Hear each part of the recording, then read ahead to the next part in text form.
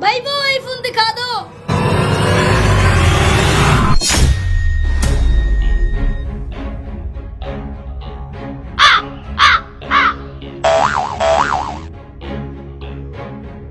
जल्दी करो भाई।